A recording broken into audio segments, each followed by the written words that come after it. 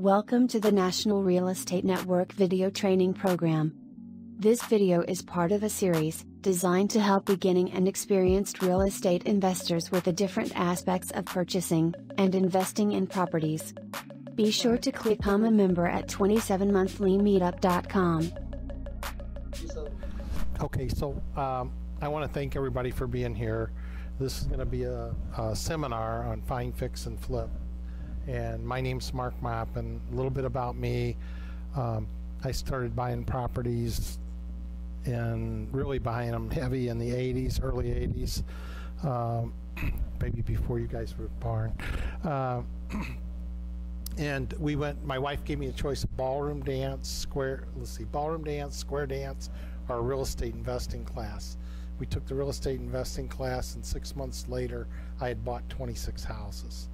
The guy that came in and spoke to the real estate investors class was like a buyer broker and was doing a really good job of finding homes in the suburbs, and at that point in time we could buy them on land contract, and everything he bought me I made really good money on. And my wife was a full-time school teacher, and we were renting the properties out, and she would overkill on talking to the tenants. She would actually read the lease to them. It was painful. It would take like an hour and a half for her to get through a lease. But she did such a good job of explaining stuff, and the tenant selection was good. And then I was the guy that likes to spin a lot of plates, so I said that wasn't enough for me. I wanted to start buying in Pontiac. So within about 3 years, I had 325 rental properties, and I was heavy duty, and I majorly went out of control. I rose to the level of my incompetency.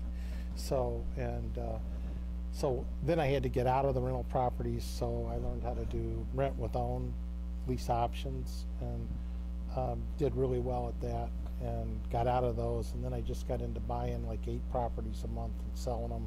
I got into paper. I was doing really good with that. Then I got into wholesale later.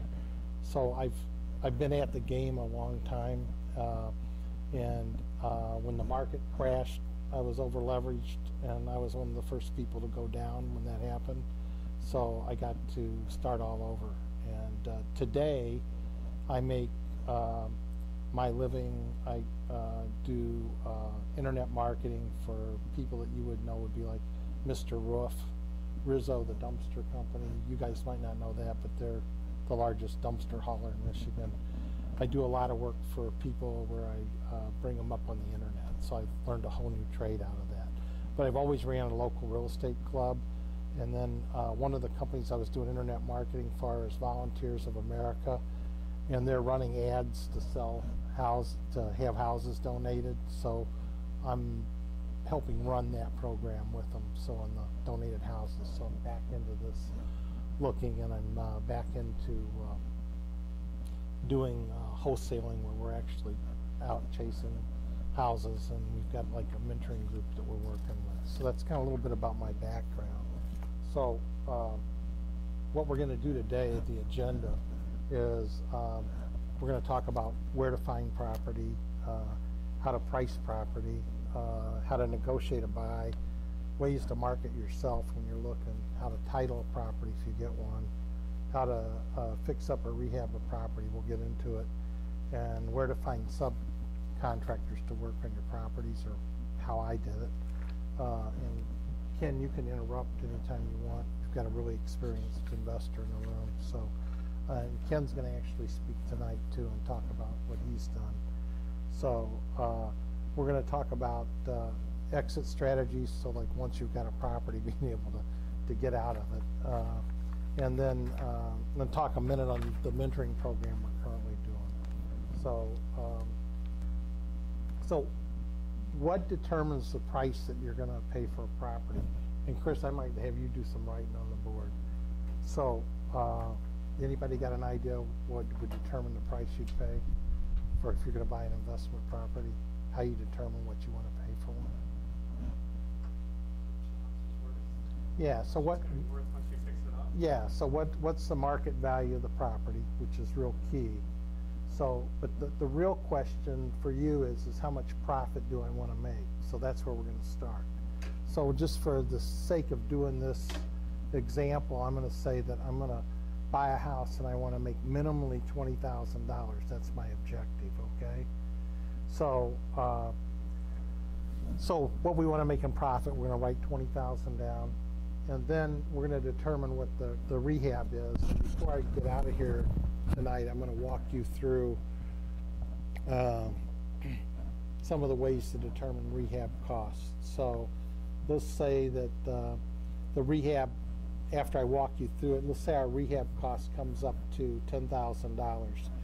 So when you're looking to buy a property, you need to determine that when most people are buying a property, they're forgetting about the fact that they've got electric, heating, they've got mortgage cost, they've got insurance cost, and water cost, and they've got all this cost associated with the property. So you buy the property, you rehab it, and then they say to themselves, okay, well, I can rehab this property in 3 months. But I can tell you from experience, and I'll let Ken address it too, if you think you can do something in 3 months, it's probably going to be 6 months. And if you think the rehab cost is going to be $5,000, it's probably need, for the sake of when I'm doing this, or even when I was buying it for myself, I doubled my rehab cost. I would sit down and calculate it, but for the sake of my buy and getting a good deal, I would double my rehab cost. So, so for the sake of this property, we're going to say that our goal is to make $20,000. We're going to say all those costs that I think I can fix the house up in 2 months, and I think I can get it sold in 2 more months. I'm going to double that time out, and then I'm going to double my cost, and we're going to say all that totals $10,000. And I'm just grabbing these numbers out of the air. So in the property we're buying is, you know, I'm sorry, Chris, the rehab cost, we're going to make it 20.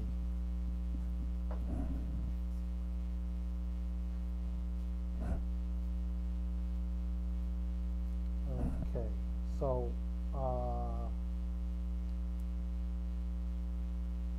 so all the water and all the mortgage costs and that's just the rehab. So 20, all that's going to add up to 10,000. We're just making numbers up, but you can see how that would add up to that pretty quick. So now we're into this thing at 50 grand before we've got it sold. So now that we know that the price, the retail price on the house is 90.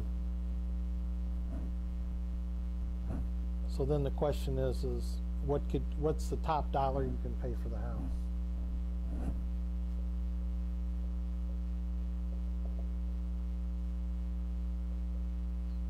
So you got to take your profit, your rehab cost, and you got to take all your holding costs and total them up.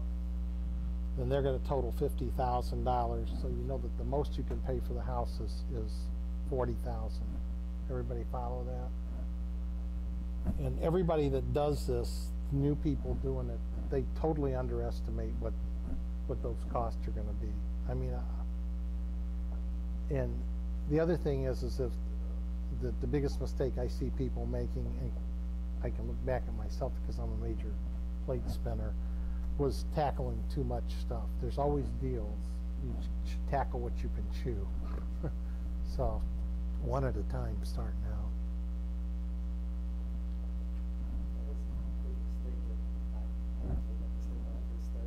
Yeah. Too many at once. Yeah. Then really adds to your holding costs because you can't get it done fast enough. Yeah, so you end up in big trouble. And that was like one of the major contributors to sinking me. I was buying those 8 houses a month and rehabbing them, and I was getting them all sold. I had the crews. I was in the city of Pontiac. I had like a regular machine going. I was doing really well. I woke up one morning, looked at my wife, and said, if I can do 8, I can do 80. And I went crazy buying properties, and I rose way beyond my capacity to handle stuff. I mean, I had contractors stealing from me. I was totally out of control. But when I had 8 houses, I would meet every morning. I would meet my contractors at Home Depot. I would buy all the materials. And I was in the city of Pontiac, so within 5 minutes I could be at any location. So I was able to be in control of that. So you got to really watch it because. Oh, I was a full-time investor. Yeah, I started out when I first started with those 20 some odd homes. I was working a full-time job then, but the homes that I was buying were in pretty good shape, and my wife was a school teacher at the time, and we were like handling it, you know. But I'm a complete workaholic, you know. So there's a thing called social life too. So you got to balance it out. What, in the 80s? What? It was all land contract buys, and I can't even remember what the 16% could be, but we were getting them on contracts, and we were putting low down, and then there was a tremendous abundance of properties, you know, and then the whole market shifted, you know, and then the property values just skyrocketed. So it was, all those suburb properties are really good, and they weren't spectacular homes we were buying, but they were all they weren't in Pontiac. They were all like in Commerce and White Lake.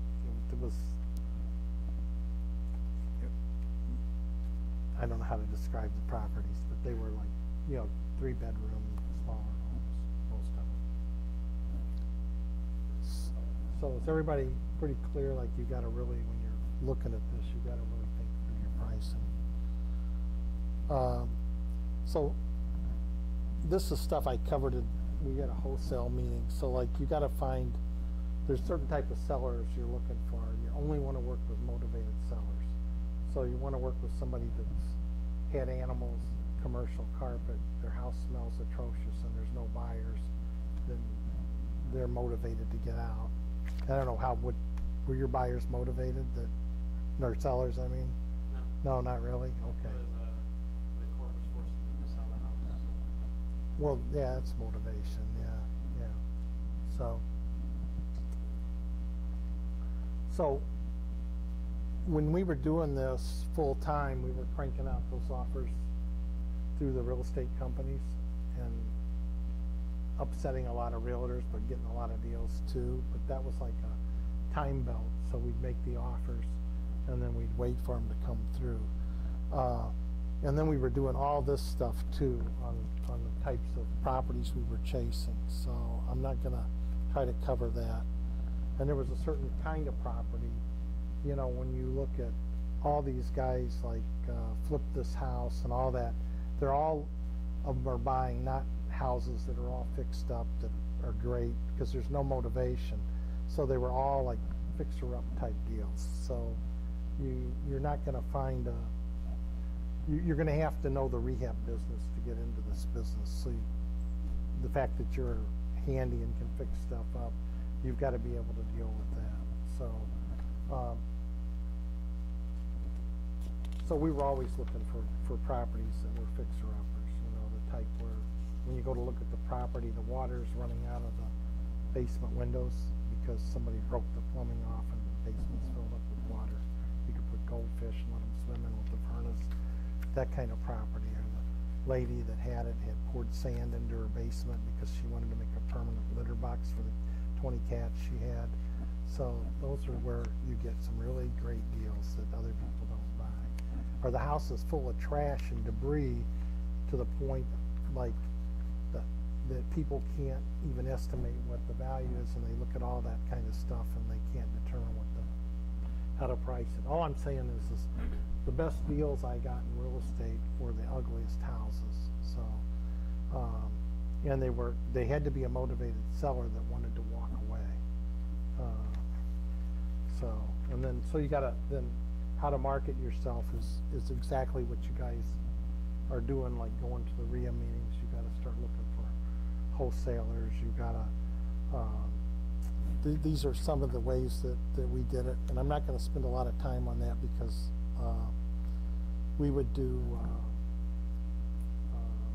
I'll quickly go through a few of these things. So, I went to all the RIA meetings, so I knew exactly who was in the business because I was into wholesaling, but I was also into finding deals. So you got to know who's out there.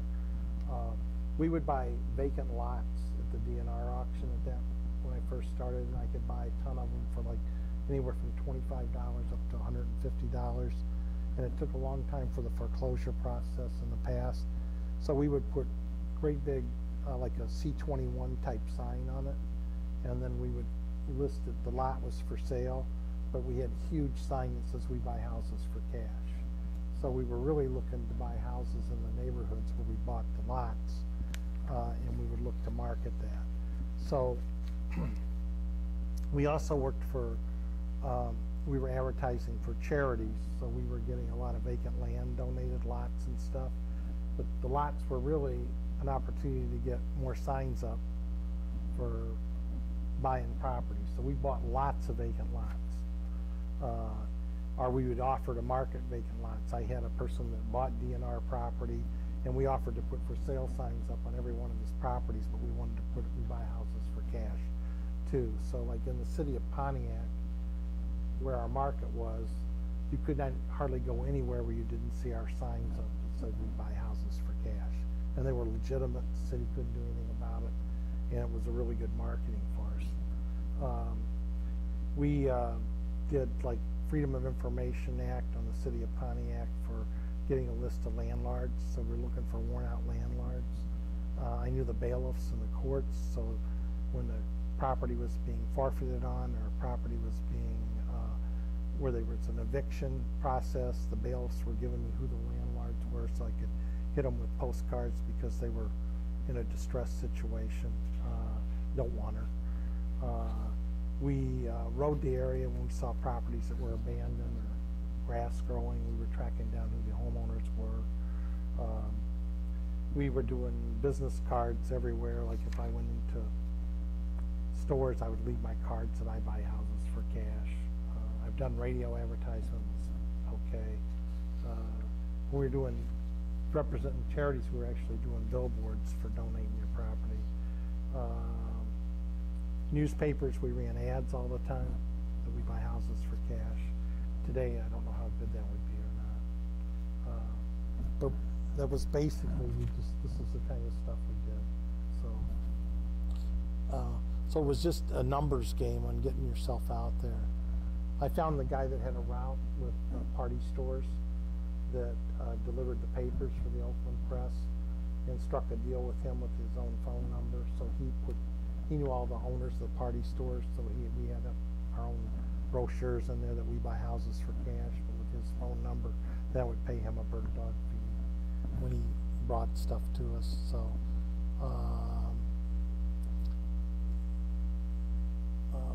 So that was the kind of thing. So generating leads. So we were always looking for the right kind of people: bailiffs, court clerks, funeral homes. The mailman is excellent.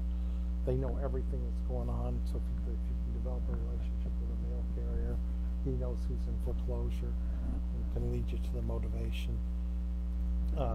People in the room, code enforcers, they know motivation. Tax assessor, water department. We had a relationship with the water department clerk. She would tell me who's behind like $5,000 or $6,000 on the water bills, so we knew that there was a problem coming because it was rolling over taxes. Mortgage people, when somebody's in trouble, they go first to a mortgage company to get refinanced, and so the mortgage people all know what's going on. So when you're going to the RIA meetings, you want to meet and know the mortgage people because it leads to stuff. Public adjusters in the state of Michigan, 168 public adjusters. Today, I still have a relationship. When somebody has a fire or has storm damage or something like that, there's what they call fire chasers, and they go instantly when you have a fire. They show up and they get people. They'll sign the people up to fix the house, and they'll put them into a motel or hotel room. They'll give them a couple $1,000. And what they're trying to do is get a 3-day right of rescission to go by. So now they've got a signed thing to fix the house up, and then they run directly to the public adjuster. So actually taking the time to get to know some public adjusters is a really, really good way to find properties. The public adjuster, I know his name is Gordon Heilman, and I got a lot of good deals from him. I got a West Bloomfield property, a suburb property that had a fire, and then we went in and did a rehab on it. And that was one where we made the bigger dollars. But I would have never gotten that deal if I didn't have him. It was, I can't even remember what the deal was. I think the people were getting their insurance money, and he could give the house to me, and I had to do the rehab and take over the mortgage at the time. So I got a really good buy on a West Bloomfield property. So that's a public adjuster, somebody that's a really good source.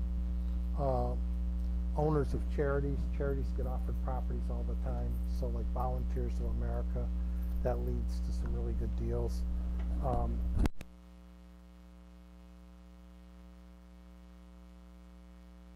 It's right in the past 2 months. It's on the east side of Detroit, and it's it is a brick duplex, tenant in the lower unit, and the upper unit is vacant, and it's got an attached liquor store that went out of business 15 years ago. And it's in a really tough area. I marketed everywhere, couldn't get any offers. So I've got an investor that's written an offer, and this is the Volunteers of America, and he's offering them a car. Because what do? They take car donations and they sell them on their used car lot. So the car would probably sell for about anywhere, say like $2,300. So what he's really doing is offering them $2,300 for the house. But a charity that, and they're an experienced charity and understand how to take properties and stuff. So if you can talk to charities, they'll lead you to some good deals.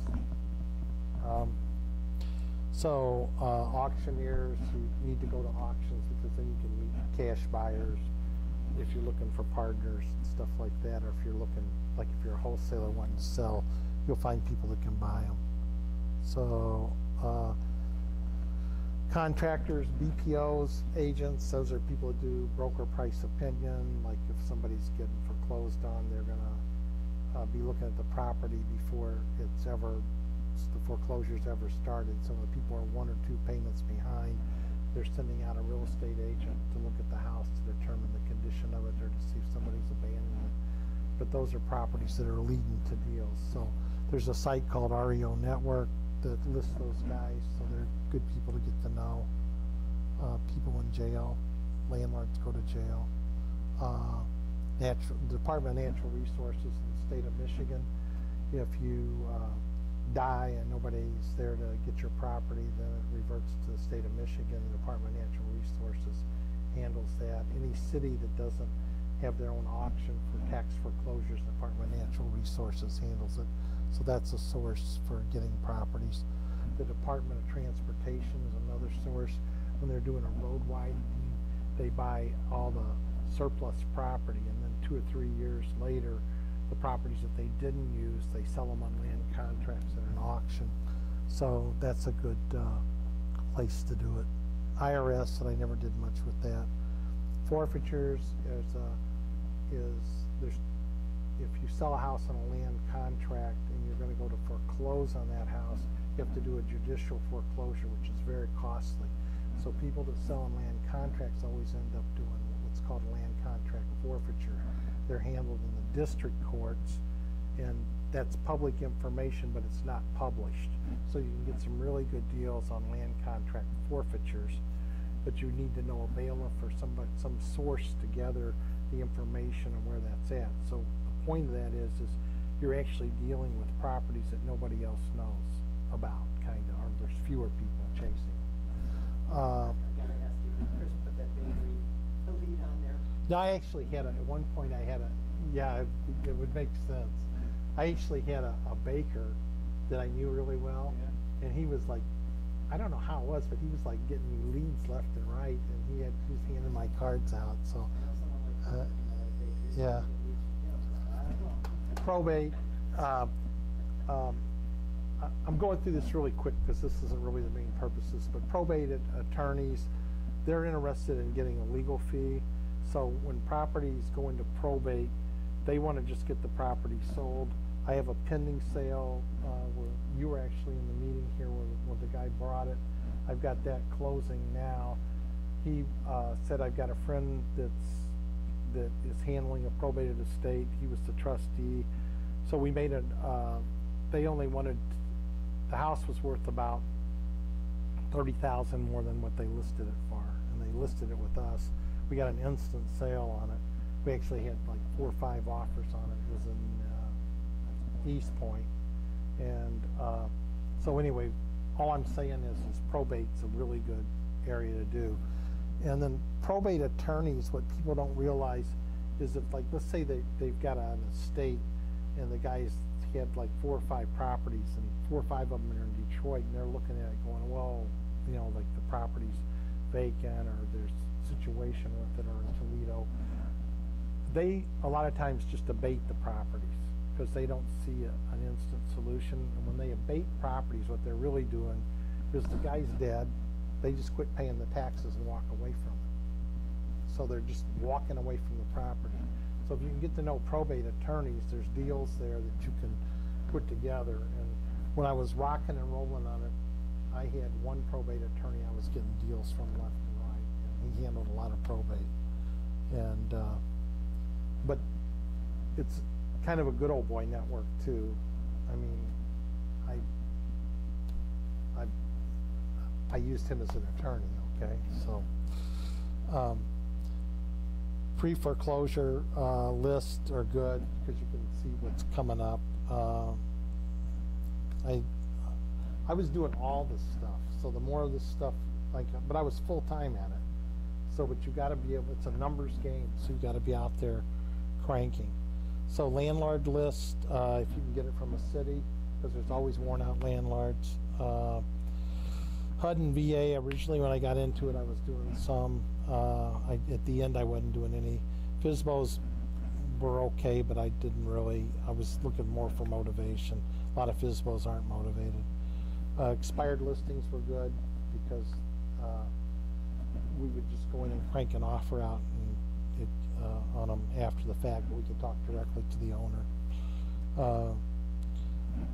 As I'm a licensed real estate agent, so if I would get a lead that came into me that was a motivated seller and it was listed with a realtor, then I would hand it off to somebody, because what you've got is you've got a realtor representing them that's doing thinking for them, but that's not really where they are. They just want out, but the realtor's trying to generate a commission or doing whatever they're doing. So I had no interest in a lot of that stuff. So I just let somebody who wasn't a realtor go talk to them and handle it. I just walked away from it. But I might be a partner with the person who's doing the talking. Unemployment office, we had figured out how to put signs in front of the unemployment office that we buy houses for cash. So REO networks where the agents are. So what the number one source for leads for me is when I'm working in a market, which was like Pontiac and with Detroit, were bandit signs. So we're back doing that now. Did you guys order signs? Okay, so we've got like a bunch of people that we're pooling our resources, and we're all ordering bandit signs, and then we're putting them on telephone poles. You have to be extremely cautious on how you do that and where you put them up, because it's against the law. And you need to put them somewhere where it's not going to cause a problem. So we structure that when we put the bandit signs up. I'm not going to say if I put them on telephone poles or not, but I put them up where I know that I'm not going to have a problem, because I put them in an area where I don't have people with all fixed up nice homes. I've got it in a more commercial area towards, or maybe a property that's boarded, that's in a street in an area I want to buy. So I'm very cautious on how I put the signs up. or I'll go in and I'm going to be doing a whole bunch of signs also. They're just paper signs, but paper that'll stay up a long time, because authorities aren't going to get upset over that. It's like the guy doing the local garage sale type stuff, but they generate phone calls. So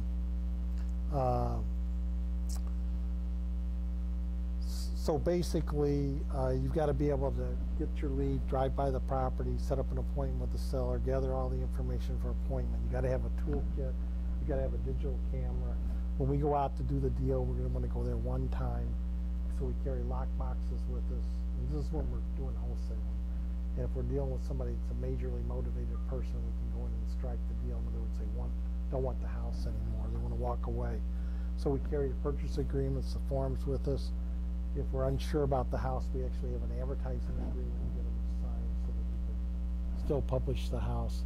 In all of our agreements, we have the right to file a claim of interest against the property, so that, and the reason we do that is because other investors are unscrupulous.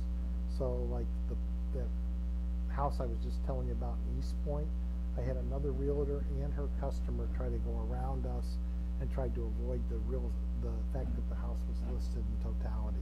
So there is no honor inside the investor world. So you've got to actually record a claim of interest. And you can't record a claim of interest unless you've got a legally binding contract that has that in the contract. So we have that in it, so that then we can go market the properties. We have deed-off packets. If somebody's a majorly motivated person, then we'll take the property right on the spot. We're going to take them to the bank, and we're going to get a deed for it. But it's going to be a quitclaim deed. We're going to have them sign a warranty deed that we're not going to record. The quitclaim deed says you're signing Ken. If Ken's a motivated seller, he's signing off all the rights to his property to me, and I'm taking it with a quitclaim deed means that he's just assigning me whatever rights he had in the property. Then we're going to go investigate the property and determine whether it's worthwhile doing. But we'll also have them sign a purchase agreement with us so that we can file a claim of interest against the property. So we've got it liened and we've got the deed, and then we can either move it or not record the deed, or record it and we've got the warranty deed for later. I'm like going 100 miles an hour. There's when I do the all-day seminars, I slow this whole thing down and explain. So you got to have a forms packet, seller referral agreement. I'm not even going to get into today. So where do you get the money to get the deal done? If you've got a really good deal in real estate, you'll never have a problem finding a partner that'll go into it with you. So all investors that become major investors have one common problem. They all run out of money. So you end up needing private investor money. You need, is that true? I mean, here's somebody very active. So you're looking, yeah, they've got the money. They don't want to spend the time, so that they become a partner. So I ended up with a bunch of partners that were heavy-duty investors that were looking for a return on their money. And I was a great party because I would go run and do the rehab and do everything, and then split the money with them. So, and they were in the background. The question is it risky to get partners? Well, if you structure it properly, you're okay. So, so the real question is, I have no money, right? You have the money. So now the question becomes, who's at bigger risk with the money? Yeah. So you have to develop a track record. They have to see him actually go out and make money and know what he's doing. And the investors that I dealt with understood the real estate market, so they knew they were getting a good deal. So the answer to the question is yeah, real estate by its very nature is risky. In fact, I need to give you a disclosure. It's a good idea you said that. So everything I'm telling you tonight is a lie, and if you want to try it on and do it, go ahead. So now I've publicly said everything I'm going to tell you tonight's a lie. So that's my disclosure, but really the disclosure is real estate by its nature is risky. And so you do run into a situation where you've got an unscrupulous investor, or you got an unscrupulous person that's wanting to get the money. So you need to have an understanding of the business. So really what I recommend most investors get started in the wholesaling end of it, because if you can find a really good deal in real estate and wholesale that deal, or bring it to other investors and watch them, then you're going to understand the business really well. And then even if you're going to get other people's money, you're going to do all right. But the investors that I was dealing with were already real estate investors that were majorly out there, and they were really just looking to get a major return on their money, and they understood the risk involved. Okay, so What are a couple of examples of And- unscrupulous activities investors can have? I think that's what you're asking. well, if you're doing the deal correctly, then the investor that puts the money up would have a mortgage against the house. So he put the money up, right? And he might be getting some interest on his money, so he's got a mortgage recorded against the property. So his risk would be, he says, okay, Mark, here's $10,000 for the rehab, and I put the rehab money in my pocket and don't do the rehab, and then I just keep yip-yapping to him. So that's a potential risk. So even as an investor, you need to say, okay, well, I'm going to put the money up for the rehab, but you're going to still watch your investment, right, and make sure the rehab's actually happening and stuff. So it's where it's, in real estate, you can only expect what you inspect, and that pretty much holds true in a lot in life. So you got to inspect what, what's going on. So, I mean, the truth of the matter is a few years back there was an investor. I've got a good friend. He lost $400,000. It's Mark P. Okay, and the investor just didn't even own all the property she was given the mortgages on. Okay, so you need to make sure there's title work done. You need to make sure it's being properly done. So that's why you want to go to the meetings, and you don't want to just say, okay, well, I trust this person. You need to inspect what they're doing. So I don't know if that answered your question or not. Okay. Well, re-ask it. I want to make sure you get the answer. Yeah. Is there a particular type of risk that you have in mind? Well, I know a couple of business owners and things that don't get partners, and I see some are like, their whole I guess, more all the work that they've done is like crumble because, the partner is bringing in the time and everything falls apart. Yeah. Like lifelong best friends, they build up companies or businesses and then right in. So my whole model on how I was doing business when I had an investor was to get a divorce. How you got the divorce was to get the property sold. So we were strictly buying a property, fixing it up, and reselling it, and getting out. So it was, the problem arises when you're buying and holding, and you've got two partners, and now one says, well, I go over there and handle all the rent all the time, so I should get more, all this stuff, So, and that kind of stuff, anytime you've got a partner, I mean, look at marriages and divorces and stuff, so for me, it's like, we're getting a divorce, and the divorce, let's figure out how we're gonna settle it going into it. So you're like, we're just buying this strictly to get it resold. So it's when it doesn't resell or something goes wrong is where the problem comes. So if you've structured it properly where the investor to put the money up, that's 100% his risk.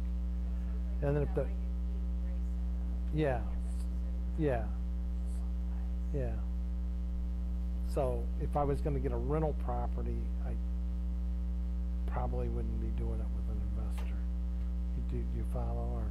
Or but There are times because you got a lot of repeats. yeah. What make that investor think that you can do a job for them? Yeah, when you're when it's working, then they just want to keep giving you the money, you know. Like I said before, buying, fixing, and renting, so I'm trying to figure out how to do this and get going without having investors, or if we do, how to make sure that. Well, then you're going to be looking for more. Because I would eventually like to, I guess maybe some investors. Yeah. Yeah, I'm just area with investors just to help us have it like everyone have. I don't have a mic, so if I'm saying things that make sense, you're gonna have to review it. I think what I'm hearing you say is, your goal is to be able to buy and hold the property, so you can continue to get passive income. However, your concern is, you'll have money to buy as many as you want. So, you probably have to find other ways of generating income, other methods, such as buying, fixing, and flip, wholesale, so you can stockpile your money to be able to buy Well, your house. yeah, and then by going to the investor meetings, you're going to be looking for mortgage people that'll put mortgages on rental properties and stuff like that. So it's, you first need to go get the first couple and just start doing exactly where you're headed. Get that one house and then go to the meetings and develop those associations. So, so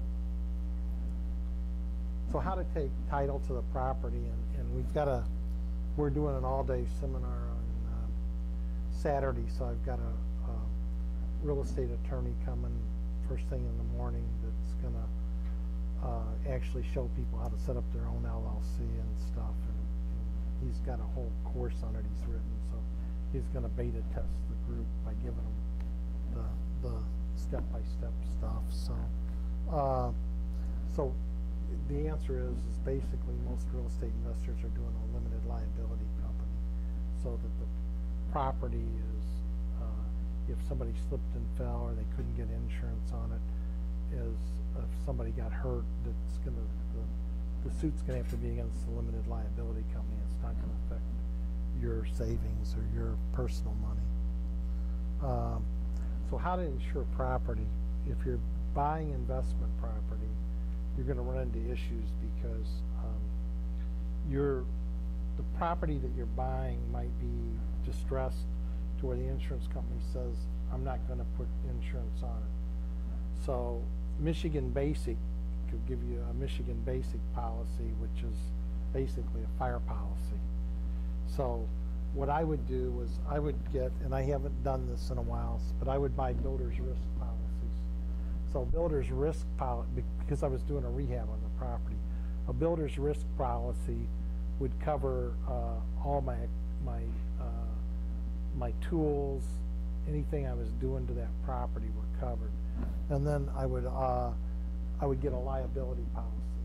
So between the two of them, I had it, covered, or I would get like just a fire policy. But you're going to have to get a workman's comp policy if you're really getting into this, or you're going to have your contractors sign an exclusion where it's like one contractor, so it's a corporation, so they're signing an exclusion, so they're saying they're going to pay for their own workman's comp. But really what you want to do is you want to get a contractor with workman's comp, because if they on your property and they fall off the roof and hurt themselves, and I had a partner that did not have workman's comp, and he was looking out the window in a second-story window on a Pontiac house and watched the contractor go by him going down as he fell off the roof with no workman's comp, and he ended up paying out of his own pocket.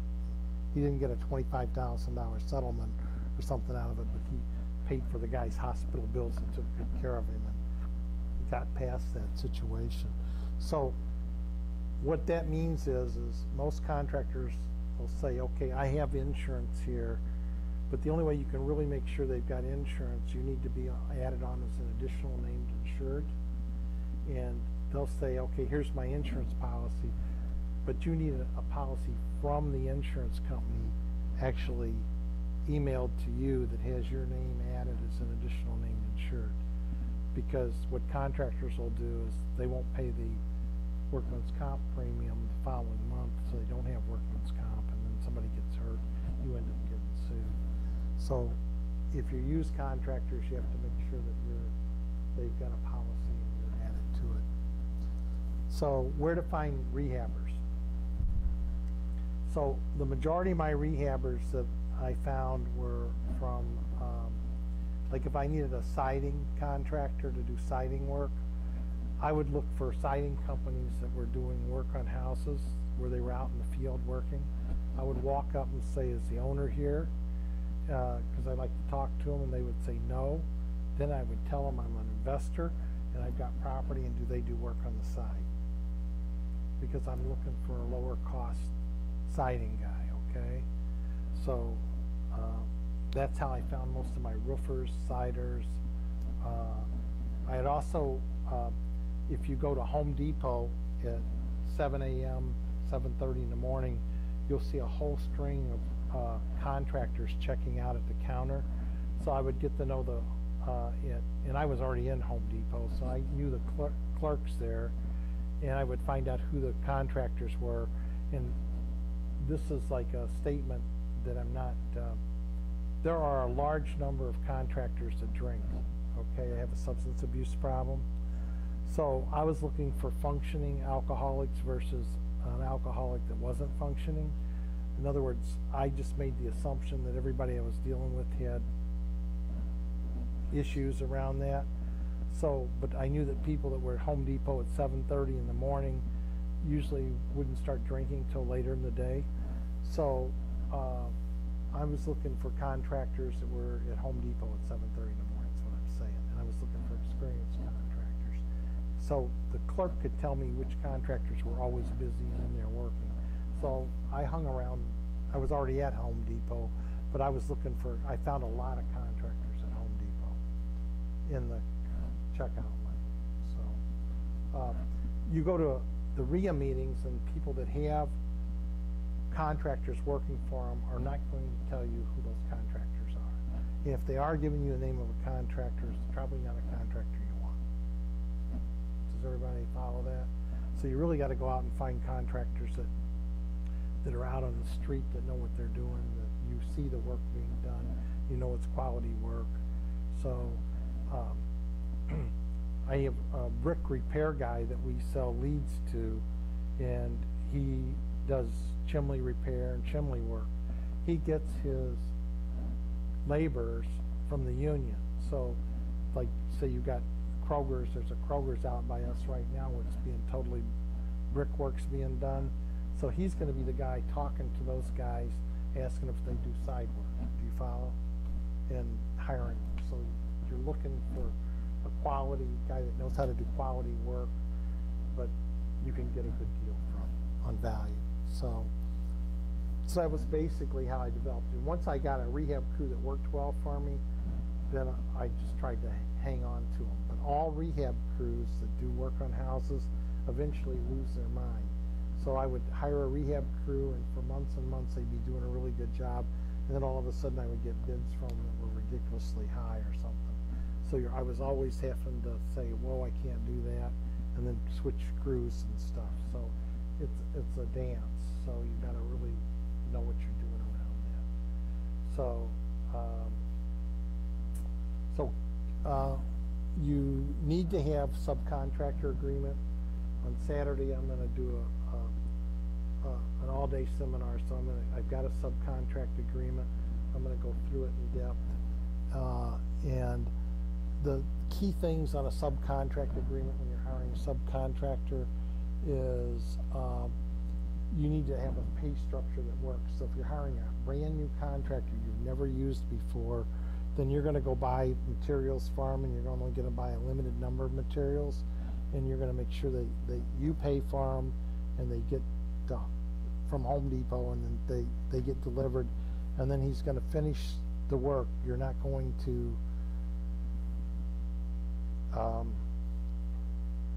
the number one way that I lost money in this business is if you cannot trust contractors, so you have to inspect everything they do before you pay them. And they're professional at begging for their money or graveling to get their money. So you've got to really watch when you're hiring subcontractors to work. And any monies I ever lost, it was pretty much right in that arena. So, so I would, once I had subcontractors I could trust, then I would probably do like a third down and then go inspect the work and then do another draw. And I always held back a good chunk at the end of the job. Now I learned all this the hard way. I mean, they taught me what I had to do by getting beat up, okay?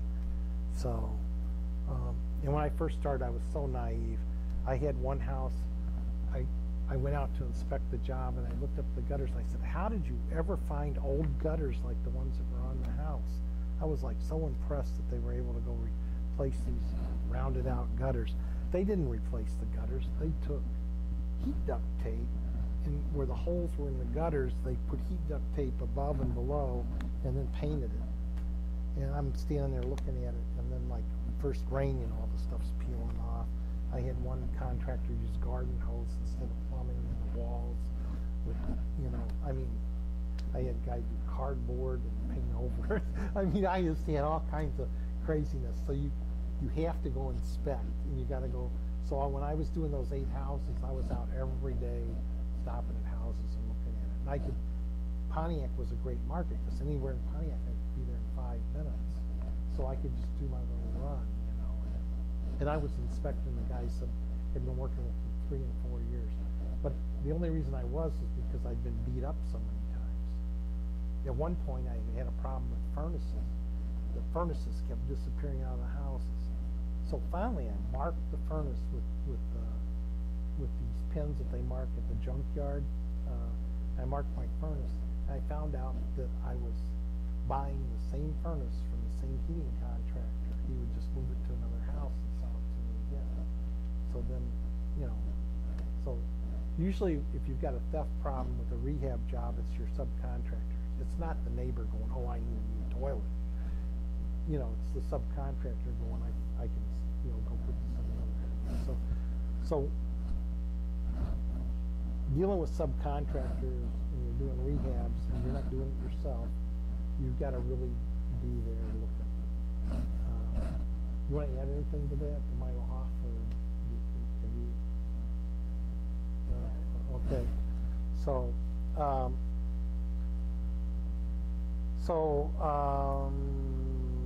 how to buy materials. So let me. So, like, these are some things that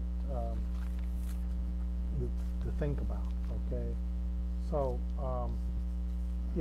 if I was rehabbing a house, and I was buying brand new furnaces, but I've got a friend that's doing this now, and he's buying furnaces that are a year old from a licensed contractor.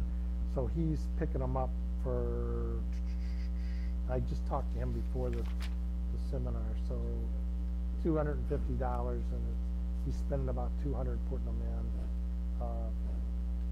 in.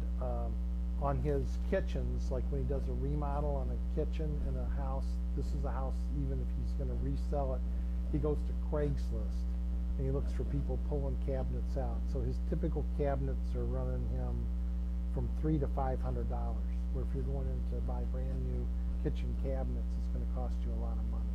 So he's using Craigslist extensively to buy a lot of his materials. And on his windows, he's doing his own windows. He said wall side, and I would use, when I was doing this back in the 80s, you could go to wall side and you could get $200 an opening for a window installed, and that's all changed. It's up around $500 an opening, meaning a window installed. So he's buying his windows right now for about $250, and he's doing his own installation. So hot water tanks he's buying used, a year old, says, I don't know, he says he's buying them for $100 to $120. New hot water tanks, about $400. I don't know. So how's he finding them when you're old? if you email me, and my card's back there, I'll ask him, he'll give me where he's, the purchasing and stuff, I'll be glad to forward that to you.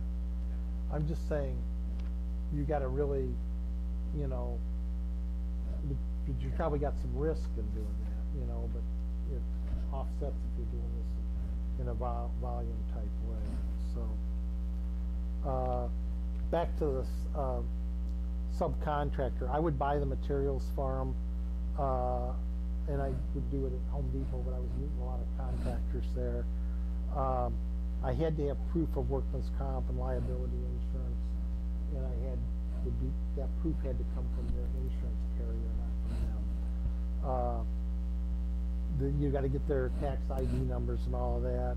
The scope of the work, I spent lots of time having it detailed out, because if you don't do that, you got a problem. So that's the main points on that. So I would get 3 quotes, but after I'd been doing this for a long time, I didn't get 3 quotes. I pretty much knew what my rehab costs were. So like if you do enough of this stuff, you don't need to go grab three quotes. But it's kind of like doing wholesaling. Once you've looked at enough properties, and it's just what Ken said earlier, you grab a market, you know exactly what the pricing is in that market, so when you're going to look at something, it's the same thing with the rehabs. After a while, and you're doing enough of them, you know exactly what you can walk through a house and pretty much know what it's going to do. I'm going to do a walkthrough on what I consider to be a rehabbed house, or what a house should look like after it's rehabbed that I'm reselling. I'm going to qualify that to say that this is a house that's not in West Bloomfield or in a more upscale Ann Arbor area. It's a house that would be in Toledo, Detroit, Pontiac, but I'm selling it to a homeowner. So I'm going to walk you through that situation. And that's where you're going to find a lot more deals.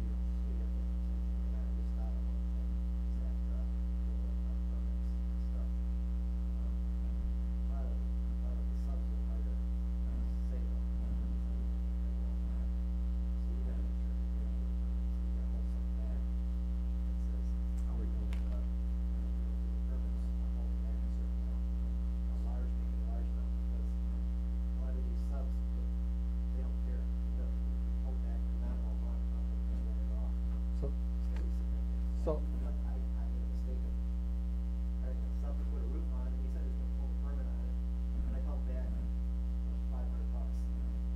He didn't pull the permit. And I said, "Yeah, $500, he didn't care. He just wanted to get enough profit off of it, where he can pull the permit, so it's gonna be a substantial amount." So that's a really good point, since this is, I think, failing my, what Ken just said was that you need to make sure permits get pulled, you need to make sure you hold back enough money on the subcontractor. I would, when I was in the city of Pontiac, I would go pull the permits ourselves as a homeowner, and they were letting us do it at that point. So, but what you need to know is a lot of investors think they don't need to pull permits, or they can do it behind the city and not have an issue, and that's a huge mistake, because most contractors are not going to work under that premise. They pull their truck into the front yard and they throw the stuff out the front door. So a building inspector is going to see it instantly, and you're going to have a huge problem. So it's Most people are selling, you got to disclose, so there's kind of a lot of permits. yeah. And what they come back. Yeah, so once you get into it, and when I first started, I tried not pulling some permits, and again, since I like to pay for more expensive seminars, that I got one because I had said, "Oh wow, you got to go pull permits." So I learned the hard way. So what I had when I did houses in the city of Pontiac, if I had a house that wouldn't sell, then I still had a house that I could do a rent-to-own or lease option on and exit out of it. So I would structure stuff so that I wasn't going to get clobbered. So it was kind of like what you guys said, if you want to buy a house that you eventually can rent. And if you're going to do the rental thing, then you need to absolutely look to structure stuff maybe on a rent-to-own type situation. I'll explain that in more depth.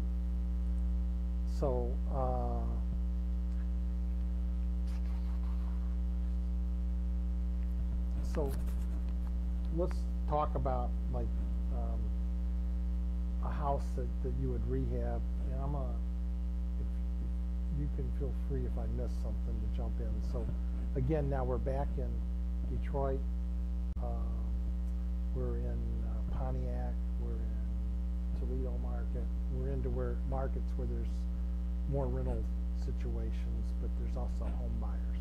So, and my objective in this is to sell the house. So when I'm talking about it, I'm talking about rehabbing the house to be sold. So we're going to start with the outside of the house. So if you want to sell a house, after the rehab's all done, you need to have the grass cut, the walks edged, and if there's a driveway in the house that you bought, this is what I was doing. So I'm not saying it was right or wrong, but if I had a driveway that was broken up, then my exit strategy was to cap it with asphalt, because I could inexpensively go in and run a layer of asphalt right over the top of either an existing asphalt driveway or even a concrete driveway. It would look really good. It would be nice, clean, sharp look. If the house needed siding, then I would actually side the house. And I told you where I was getting my siding contractors from. I was pretty cheap, so sometimes I only sided the front of the house, and sometimes I would side the front and the sides, but not the back of the house. So because that's just what I was doing. So if I looked up at the roof, I'm going to make sure I got gutters. If you're going to get gutters, you need to order somebody that'll come out and put the seamless gutters up, and you can get those pretty inexpensively.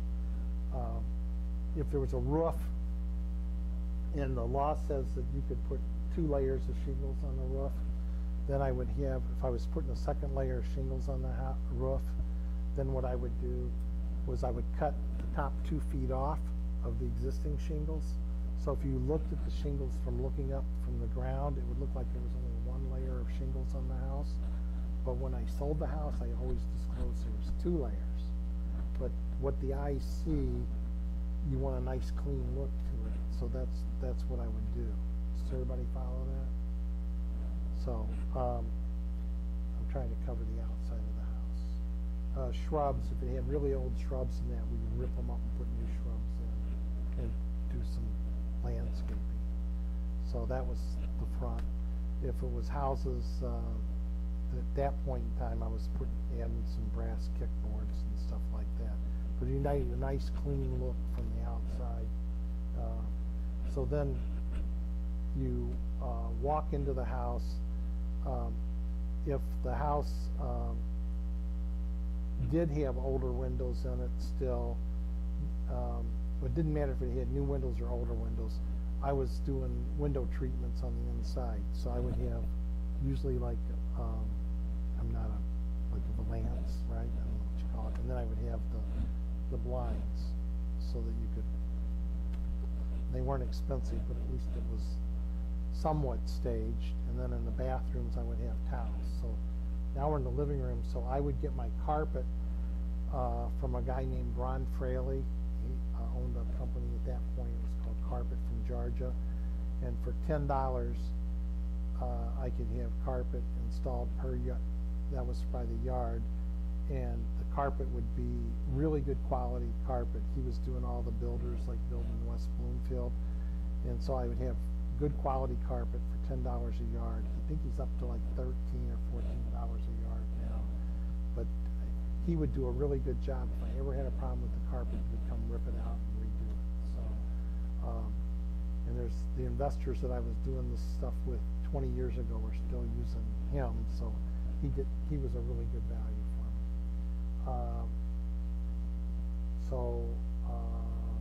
Let's see. Best deal on blinds is Home Depot. Okay.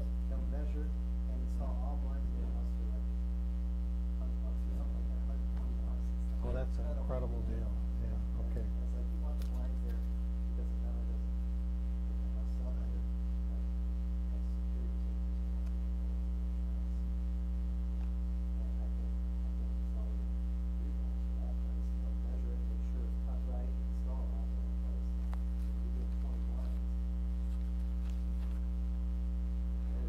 So, if you're in an area that's a tougher area, then I would always give the neighbors, I would get to know the neighbors, and I would pay them $40 or $50, and I'd ask them to actually park their car in the driveway and let them use the driveway, because I wanted to have the house look occupied.